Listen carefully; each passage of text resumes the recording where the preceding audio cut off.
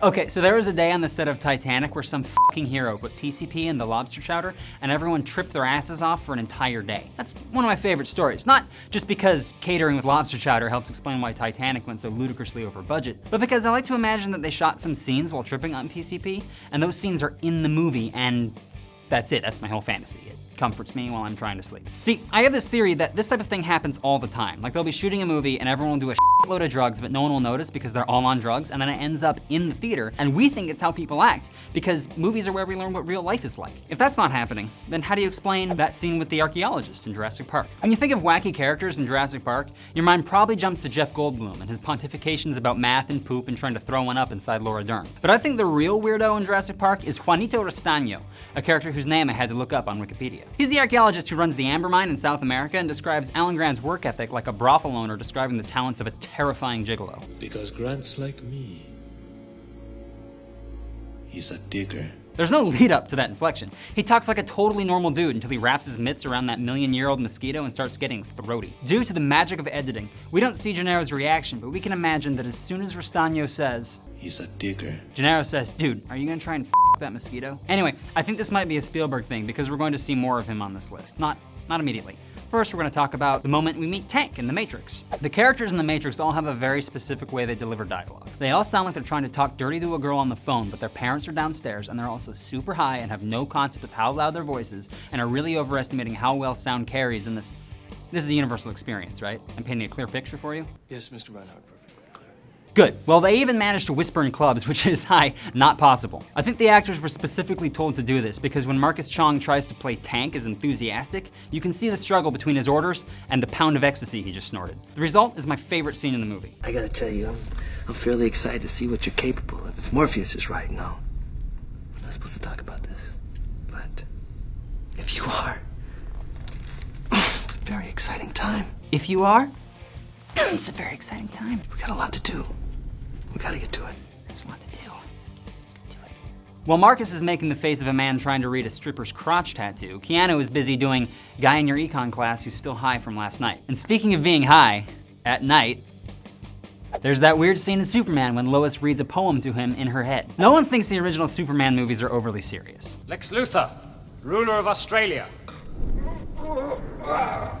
But they understood what they were, which is movies for kids, because superheroes are for children. Superheroes are for young people, tiny humans, little ones. It's okay if you a grown-up like them, but they're for babies. But even when you take that into account, this scene's still pretty dumb. When Superman decides to hurl Lois Lane erotically through the sky in typical A Whole New World fashion, she responds by reading a poem in her mind about him. Here I am, like a kid out of school, holding hands with a god.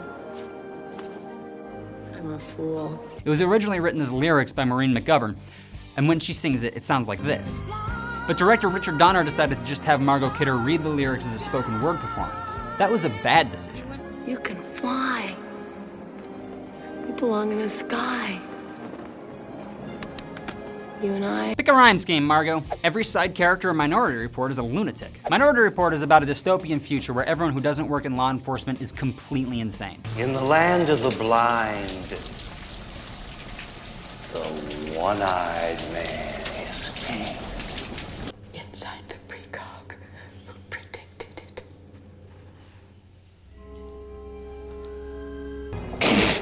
Also, some of the people who work in law enforcement are completely insane. The 5 main characters are the only normal people in all of future DC. Absolutely everyone else is a fucking weirdo. Just some good, clean fun.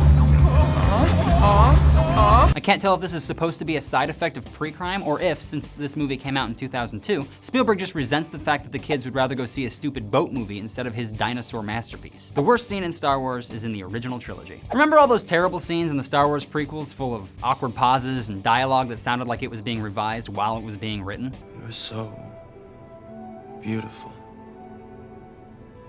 It's only because I'm so in love.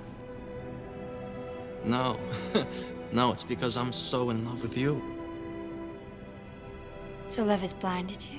It was weird because the original Star Wars movies didn't have stupid scenes like that. They had human beings talking to each other with words that were made out of thoughts, like... That's what your uncle told you. He didn't hold with your father's ideals, thought he should have stayed here and not gotten involved. You fought in the Clone Wars? Yes.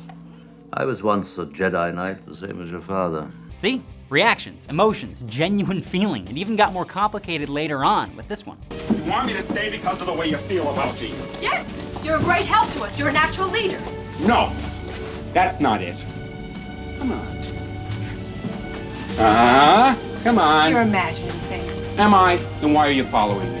Afraid I was gonna leave without giving you a goodbye kiss? I just assumed it's a Wookiee. Hey, this is nice. I like watching Star Wars clips instead of having to work. Put another one on. Oh my God. I have no memory of my mother. I never knew her. Luke, tell me, what's troubling you?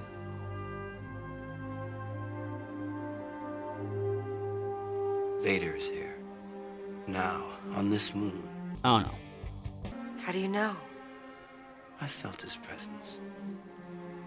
He's come for me. He can feel when I'm near. That's why I have to go. In 1983, this scene was merely bad, but now that we've seen the prequels, this is like looking at a selfie of ourselves taking our 9th tequila shot while we're rubbing Bepanthen on our neck tattoo. Also, we're in a jail cell in Fort Lauderdale. Everything that makes the prequels horrible, the awkward pauses, the melodrama, the standing up to emphasize your displeasure, it's all there, man. We just never noticed because by the time Endor and the Ewoks rolled around, we already liked Luke, Han, and Leia from the 2 awesome flicks they were in. Anakin and Padme never got their Empire Strikes Back. We never wanted to forgive them. Compare this. I can't. We can't. It's just not possible. Anything is possible, Padme. Listen to me. No, you listen. We live in a real world. Come back to it. You're studying to become a Jedi. I'm a senator. To this. Luke, run away. Far away. If he can feel your presence, then leave this place. I wish I could go with you. No, you don't. You've always been strong. I think the one thing we've learned here is that you just can't have an exposition scene in Star Wars without Harrison Ford. Hey, what's going on? Oh, shit. Nothing. I just want to be alone for a little while. Could you tell Luke? Is that who you could tell? It looks like they built that set in a gymnasium, and if you make me choose between a green screen doing something kinda cool versus a set that looks like high schoolers built it, I'll take the former any day. I mean, obviously. What the hell was that? Thanks for watching my video. Please remember to like and subscribe. And seriously, what was the deal with Minority Report, people? We got the guy with the organ in the basement. We got the lady who strangles vines all day. We got the guy who runs the VR thing and has the big poofy hair. What were they going for? Tell me in the comments.